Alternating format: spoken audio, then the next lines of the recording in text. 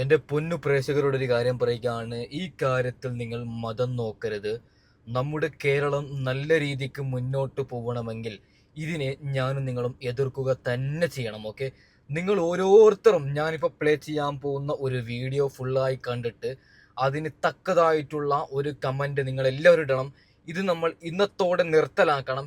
ഇല്ലെങ്കിൽ ഭാവി കേരളത്തിന് വലിയ, അതായത് ഈ ചെറിയ ചെറിയ കുട്ടികളൊക്കെ ഇത് കണ്ട് പഠിച്ചാൽ വലിയ ഭീഷണിയാണ്. അതുകൊണ്ട് നിങ്ങൾ ഓരോരുത്തരും ഇതിനെതിരെ പ്രതികരിക്കണം. എന്താണ് വിഷയമെന്ന് ഞാൻ പറഞ്ഞുതരാം. ബീഫിന്റെ വിഷയമാണ്, അതിലേക്കൊക്കെ കടന്നു തരാം. നിങ്ങൾ ഓരോരുത്തരും ക്ലിയർ ആയി കൃത്യമായിട്ട് കാണണം. അപ്പോൾ ആദ്യം ഒരു കാര്യം പറയാം. കുറേ പ്രേക്ഷകർ മെസ്സേജ് അയക്കുന്നതാണ് ഈ പറയുന്ന വിജയ്, തമിഴ്നാട്ടിൽ വിജയുടെ അവസ്ഥ എന്താണെന്ന്. അതായത് നടുക്കുന്ന ഞെട്ടിക്കുന്ന വിവരമാണ് തമിഴ്നാട്ടിൽ നിന്നും വരുന്നത്. ഒന്നെങ്കിൽ അവിടെ രണ്ടാമത് എലക്ഷൻ അടക്കം നടത്താനുള്ള എല്ലാ സാധ്യതയുമുണ്ട്. അതായത് വിജയുടെ പാർട്ടിയായ TVK അവിടെ ഉള്ളത് 107 സീറ്റാണ്. അതായത് മന്ത്രിസഭ രൂപീകരിക്കണമെങ്കിൽ 117 സീറ്റ് വേണം. വീണ്ടും 11 സീറ്റ് എന്തായാലും വിജയ്ക്ക് വേണം. അവിടെ കോൺഗ്രസ് വിജയിയെ പിന്തുണക്കുകയാണെങ്കിൽ 5 സീറ്റാണ് കോൺഗ്രസിനുള്ളത്. അതായത് കോൺഗ്രസ് പിന്തുണക്കുകയാണെങ്കിൽ അത് വലിയ പ്രശ്നമാവും. കാരണം ഡി എം കെയുടെ സഹായത്തിലാണ് കോൺഗ്രസ് 5 സീറ്റ് നേടിയത്. അങ്ങനെ കോൺഗ്രസ് സഹായിച്ചാൽ ഇന്ത്യ സഖ്യം തന്നെ പൊട്ടും. അത് വലിയ വിവാദമാണ് ഇപ്പോൾ ഈ പറയുന്ന തമിഴ്നാട്ടിൽ നടക്കുന്നത്. റീ എലക്ഷൻ വെക്കും. അതായത് ആരും പിന്തുണക്കാനില്ലെങ്കിൽ റീ എലക്ഷൻ വെക്കും. റീ എലക്ഷൻ വെച്ചാൽ ഉറപ്പായിട്ടും തമിഴ്നാട്ടിൽ 200-ലേറെ സീറ്റ് വിജയിക്ക് നേടും. അപ്പോൾ അവിടെ എന്ത് നടക്കുമെന്ന് ആർക്കും അറിയത്തില്ല. ഇന്നും നാളുകളിൽ നമുക്ക് ആ ഒരു വിഷയം അറിയും. പൊന്നു മനുഷ്യന്മാരെ, നമുക്ക് വിഷയത്തിലേക്ക് കടക്കാം. എന്താണ് ബീഫ് വിഷയം? ഞാൻ പ്ലേ ചെയ്യുന്ന വീഡിയോ ക്ലിയർ ആയി കൃത്യമായിട്ട് കാണണം. ഓക്കെ, എൻ്റെ പ്രിയപ്പെട്ട സഹോദരങ്ങളെ, ഇതെന്ത് പ്രതിഷേധമാണ്! ഇവിടെ വെറുപ്പുണ്ടാക്കുന്ന പണിയാടാ, അറപ്പുണ്ടാക്കുന്ന പണിയാടാ. ഏതൊരു രാഷ്ട്രീയ പ്രതിയോഗിയോട് നമുക്ക് വിയോജിപ്പുണ്ടാവും. നിങ്ങൾ കേരളത്തിൽ 3 മണ്ഡലങ്ങളിൽ BJP ജയിച്ചല്ലോ. അവരുടെ എതിർ സ്ഥാനാർത്ഥിയായ, അവരുടെ പ്രതിപക്ഷത്ത് സ്ഥാനാർത്ഥിയായി മത്സരിച്ച ആളുകളോട് അവർക്ക് പ്രതിഷേധ സ്വരങ്ങൾ, മുദ്രാവാക്യങ്ങൾ, ആഹ്ലാദ പ്രകടനങ്ങൾ, പേര് വിളിച്ചുള്ള മുദ്രാവാക്യങ്ങൾ വിളിച്ചു എന്നതിനപ്പുറത്തേക്ക് ഇത്തരം ഒരു പ്രവൃത്തി അവരെങ്കിലും ചെയ്തിട്ടുണ്ടോ? നമ്മൾ ചിന്തിക്കണം. നമ്മളെ നോക്കിക്കാണുന്ന നിങ്ങൾ ഉത്തമ സമുദായത്തിൻ്റെ വാക്താക്കൾ എന്ന് പറയുന്നത് നമ്മൾ കാണിക്കുന്ന ഈ വൃത്തികേട് വേറെ ആരെങ്കിലും ചെയ്തോ? നിങ്ങൾ ചിന്തിക്കാൻ വേണ്ടി പറയാണ്.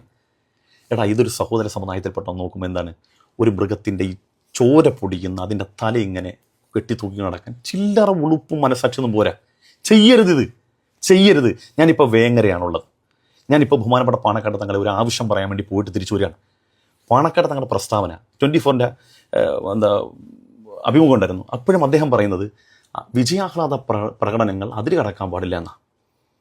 അപ്പം നിങ്ങൾ അച്ചടക്കമുള്ള അണിയാണെങ്കിൽ, ആ പ്രസ്ഥാനത്തെ സ്നേഹിക്കുന്നുണ്ടെങ്കിൽ, ആ തങ്ങന്മാരെ നിങ്ങൾ ആദരിക്കുന്നുണ്ടെങ്കിൽ അവരുടെ വാക്കിന് നിങ്ങൾ മുഖവിലേക്ക് എടുക്കണ്ടേ? ഇതൊക്കെ അങ്ങേയറ്റം പൂർവ്വ പരിപാടിയാണ്. ഒരു സമൂഹത്തെ ജനങ്ങൾ വെറുത്തു പോകാൻ മാത്രം കാരണമാകും. നിങ്ങൾക്ക് മുദ്രാവാക്യം വിളിച്ചാൽ മതി. കേട്ടിയില്ലെന്നല്ല, പലരോടും നമുക്ക് ശക്തമായി വിയോജിപ്പുണ്ടാകാം. ആ വിയോജിപ്പുണ്ടാകുമ്പോൾ തന്നെ മുദ്രാവാക്യം, പ്രതിഷേധ സ്വരങ്ങൾ, ഫ്ലെക്സ്, കുറിപ്പൊക്കെ ആയിട്ട് അതിനൊക്കെ ഒരു മാനവിക മുഖത്തോടു കൂടി നമ്മൾ പ്രതിഷേധിക്കണം. അതിനപ്പുറത്തേക്ക് ചോര പൊടിയുന്ന ഒരു മൃഗത്തിൻ്റെ തലയും എടുത്ത് വെച്ചുകൊണ്ട് നമ്മളിങ്ങനെ ചെയ്യുമ്പം മറ്റുള്ള ആളുകൾ ഇത് കാണുക, വെറുപ്പുണ്ടാക്കവർക്കിത്.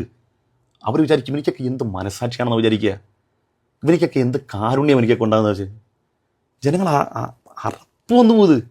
നിങ്ങൾ ഇതിൻ്റെ കമൻറ്റ് ബോക്സ് നോക്കിയാ സഹോദര സമുദായത്തിൽപ്പെട്ടവർ ഇതേ കമൻറ്റുകൾ കണ്ട ഇതൊന്നും നമ്മുടെ കൗമിനെ തന്നെ സഹിക്കുന്നില്ല, പിന്നെ മറ്റുള്ളവർക്ക് സഹിക്കുക. അതുകൊണ്ട് ഈ തീ വെറുപ്പുണ്ടാക്കുന്ന പണിക്ക് അവസാനിപ്പിക്കുന്നു. ശരിയല്ലത്. മുദ്രാവാക്യം വിളിച്ചോ, പ്രതിഷേധ സ്വരങ്ങൾ, പാട്ട്, ഫ്ലെക്സ് ഒക്കെ നിങ്ങൾ വെച്ചോ. പക്ഷേ ഇത്തരം പരിപാടികൾ ചെയ്യരുത്, ദയവ് ചെയ്യരുത്. നിങ്ങൾക്ക് തന്നെ മോശമാവത്. ഓക്കെ, എന്താണ് ഉസ്താദ് പറഞ്ഞത്? മുസ്ലിം ലീഗുകാർ, ഞാൻ പേരെടുത്ത് പറയും, എനിക്കങ്ങനെ ഒരു പേടിയുമില്ല. മുസ്ലിം ലീഗിന്റെ ചില പ്രവർത്തകർ ബീഫിന്റെ, മറ്റേ പശുവിന്റെ ആ തല കൊണ്ടുപോയിട്ട് അങ്ങ് ആഘോഷിക്കുകയാണ് ജയം. ഇത് നിങ്ങൾക്ക് ആരാണ് പഠിപ്പിച്ചത്? നാണമുണ്ടോ നിങ്ങൾക്ക്? ഉളുപ്പുണ്ടോ നിങ്ങൾക്ക്? ഇവിടെ കൃഷ്ണൻ ഒന്നാണ്, മുഹമ്മദ് ഒന്നാണ്, വിൻസെന്റ് ഒന്നാണ്. അങ്ങനെയാണ് ഞങ്ങൾ നോക്കി നടക്കുന്നത്. ഞാനൊരു മുസൽമാനാണ്, എനിക്കെന്താ മത തീവ്രവാദമില്ലാത്തത്? എന്റെ ഇൻസ്റ്റഗ്രാം പേജ് നിങ്ങൾ നോക്കൂ. രാജീവ് ചന്ദ്രശേഖറിന് വേണ്ടിയിട്ട് ഞാൻ സംസാരിച്ചു, പിണറായി വിജയന് വേണ്ടി ഞാൻ സംസാരിച്ചു, VD സതീശന് വേണ്ടി ഞാൻ സംസാരിച്ചു, എല്ലാവർക്കും വേണ്ടി സംസാരിക്കും. ഇനിയും അങ്ങനെ തന്നെയാണ്. എന്തിനാണ് ഇവിടെ മത തീവ്രവാദമൊക്കെ നിങ്ങളല്ലേ കൊണ്ടുവരുന്നത്? നാണമുണ്ടോ? ഇത് വിളിച്ച് പറയുക തന്നെ ചെയ്യണം. ആര് തെറ്റ് ചെയ്താലും വിളിച്ച് പറയുക തന്നെ ചെയ്യണം. ഇവിടെ രാജീവ് ചന്ദ്രശേഖർ ഒന്നും പറഞ്ഞിട്ടില്ല. ഈ പറയുന്ന വിജയിച്ച മുരളി ഒന്നും പറഞ്ഞിട്ടില്ല. പിന്നീട് BJP ജയിച്ച അയാളും ഒന്നും പറഞ്ഞിട്ടില്ല. ഞാൻ തമ്മിൽ ഇങ്ങനെ എഴുതിയത് ഈ വീഡിയോ നാലാൾ കാരണം ഇങ്ങനെയുള്ള വൃത്തികേടും ചെയ്യാൻ പാടില്ലാത്തത് കൊണ്ടാണ്. നാണമുണ്ടോ ലീഗുകാരാ? ഇങ്ങനെ തന്നെ ചോദ്യം. നാണമുണ്ട്? ഉളുപ്പ് എന്ന് പറയുന്ന സാധനമുണ്ടോ? ജയം ആഘോഷിക്കണം പൊന്നു മനുഷ്യന്മാരെ, വൃത്തിയിൽ ജയം ആഘോഷിക്കണം. പടക്കം പൊട്ടിക്കുന്നുണ്ട്, എന്തൊക്കെയോ മുദ്രാവാക്യം വിളിക്കുന്നുണ്ട്, ആരെങ്കിലും നിങ്ങളെ വിമർശിക്കാൻ വരുന്നുണ്ടോ? ഇല്ലല്ലോ. പിന്നെ എന്തിനാണ് നിങ്ങൾ ഇങ്ങനൊക്കെ ഈ വൃത്തികെട്ട പണി എടുക്കുന്നത്? നിങ്ങളാണ് ഇവിടെ ശരിക്കും വർഗീയത കൊണ്ടുവരുന്നത്. കൊണ്ടാൽ കൊള്ളാണോ നിങ്ങൾക്ക്? നിങ്ങളല്ലേ ഇവിടെ വർഗീയത കൊണ്ടുവരുന്നത്? ഞങ്ങളാണോ? നല്ലവരായ ഒരു മനുഷ്യനെ മനുഷ്യനായിട്ട് കാണണം. ഇപ്പൊ നമ്മൾ മുസ്ലിമായി ജനിക്കുന്നതും ഹിന്ദുവായി ജനിക്കുന്നതും ക്രിസ്ത്യനായി ജനിക്കുന്നതും നമ്മുടെ തെറ്റല്ല. ജനിച്ചത് ഏത് മതത്തിലാവട്ടെ, നമ്മൾ ആ മതം ഫോളോ ചെയ്യണം. ഇപ്പൊ ദൈവം ദൈവം ദൈവം ദൈവം എന്ന് ചിലർ പറയുന്നുണ്ട്. അങ്ങനെ ഒരു ഞാൻ പറഞ്ഞാൽ കൂടിപ്പോങ്ങും. എൻ്റെ നാട്ടുകാരും എൻ്റെ വീട്ടുകാരും ഈ വീഡിയോ കാണുന്നത് കൊണ്ട് ഞാനൊന്നും പറയുന്നില്ല.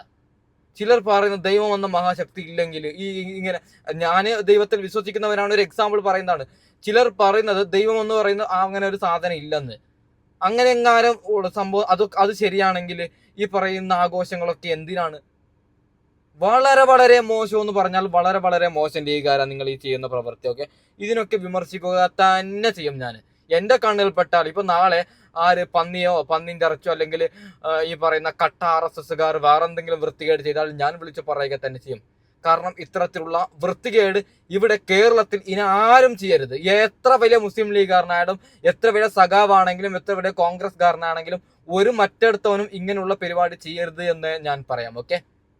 അല്ല പിന്നെ പൊന്നു മനുഷ്യന്മാര്, നമുക്ക് കുറെ എലക്ഷൻ വിഷയം ചർച്ച ചെയ്യാനുണ്ട്. എൻ്റെ മൂഡ് തന്നെ പോയി. ഒരു വിഷയം കൂടി ചർച്ച ചെയ്തിട്ട് നമുക്ക് വൈൻഡപ്പ് ചെയ്യാം. മുഖ്യമന്ത്രി ആരാവണം?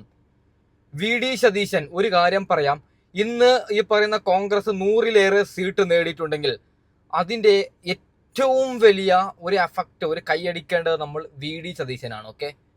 VD സതീശന്റെ ഒറ്റയാൾ പോരാട്ടം കൊണ്ടാണ്. അദ്ദേഹം VD സതീശൻ ടീം UDF രൂപീകരിച്ചത് കൊണ്ട് മാത്രമാണ് ഇന്ന് കോൺഗ്രസ് ഈ നിലയിലെത്തിയത്. KCയെ മുഖ്യമന്ത്രിയാക്കണമെന്ന് ചിലർ പറയുന്നുണ്ട്. ഇതൊക്കെ നിങ്ങൾ ആക്കിക്കോ, പ്രശ്നമില്ല. പക്ഷെ ദൈവമെന്ന മഹാശക്തി ഇതൊക്കെ പൊറുക്കൂല. ഓക്കെ? ജയം ഇവിടെ, അതായത് ഈ പറയുന്ന കർണാടകയിൽ എങ്ങനെയാണോ DK ശിവകുമാർ പണിയെടുത്തത്, അതേപോലെയാണ് ഇവിടെ VD സതീശൻ പണിയെടുത്തത്. എല്ലാം കഴിഞ്ഞിട്ട് VD സതീശൻ മുഖ്യമന്ത്രി ആവണ്ടെന്ന് പറയുന്നതിൽ എന്തൊരർത്ഥമാണുള്ളത്? VD സതീശൻ തന്നെ മുഖ്യമന്ത്രി ആവണമെന്നാണ് എൻ്റെ അഭിപ്രായം. കാരണം അദ്ദേഹമാണ് ഗ്രൗണ്ടിൽ ഇറങ്ങി കളിച്ചത്. പിന്നെ രമേശ് ചെന്നിത്തല എന്ന് പറയുന്നത് അദ്ദേഹം ഒരു സീനിയറാണ്. KC ആവരുത്, ചെന്നിത്തല ആയാലും പ്രശ്നമില്ല. കാരണം ചെന്നിത്തല ഉമ്മൻചാണ്ടി സാർ ഇരിക്കുമ്പോൾ തന്നെ അപ്പോൾ തന്നെ ഉള്ള ഒരു വലിയൊരു മഹാനായ കോൺഗ്രസിന്റെ നേതാവാണ്. അയാളാവുന്നതിൽ ഞങ്ങൾക്ക് വലിയ എതിർപ്പൊന്നുമില്ല. പക്ഷേ KC ആവുന്നത് നല്ല എതിർപ്പുണ്ട്. കാരണം KC മറ്റേ ഈ ഇന്ത്യൻ പൊളിറ്റിക്സിൽ ഇരിക്കേണ്ട ആളാണ്. അയാൾ കേരളത്തിൽ ഒന്നും ചെയ്തിട്ടില്ല, ഞാൻ കണ്ടിട്ടില്ല. അപ്പോ മറ്റേ ഡൽഹിയിൽ പണിയെടുത്ത ആള് അദ്ദേഹം നരേന്ദ്രമോദിക്കെതിരെ സംസാരിക്കട്ടെന്നേ. ഇവിടെ മുഖ്യമന്ത്രി ആവേണ്ടത് VD സതീശൻ എന്ന് മാത്രമാണ് എൻ്റെ അഭിപ്രായം. മുസ്ലിം ലീഗുകാർ പറയുന്നത് 22 സീറ്റ് അവർക്കുണ്ട്. അവർ പറയുന്നതും ഈ പറയുന്ന VD സതീശൻ തന്നെ മുഖ്യമന്ത്രി ആവണമെന്നാണ്. ഇപ്പൊ ലീഗുകാർ ഇപ്പൊ 22 സീറ്റാണുള്ളത്. 22 എടുത്താലും ബാക്കി 80-81 സീറ്റ് ഉണ്ട്. അപ്പൊ ലീഗ് പറഞ്ഞതൊന്നും ഇപ്പൊ കോൺഗ്രസ് ഹൈക്കമാൻഡ് ഒന്നും കേൾക്കാനൊന്നും പോകത്തില്ല. അപ്പോൾ പൊന്നു മനുഷ്യന്മാരെ, അടുത്ത വീഡിയോയുമായി ഞാൻ ഉടൻ വരാം. എൻ്റെ മൂഡും ഫുള്ള് മൊത്തത്തിൽ പോയി. അതുകൊണ്ടാണ് ഞാൻ ഈ ബാക്കി വിഷയമൊന്നും ചർച്ച ചെയ്യാത്തത്. ഓക്കെ?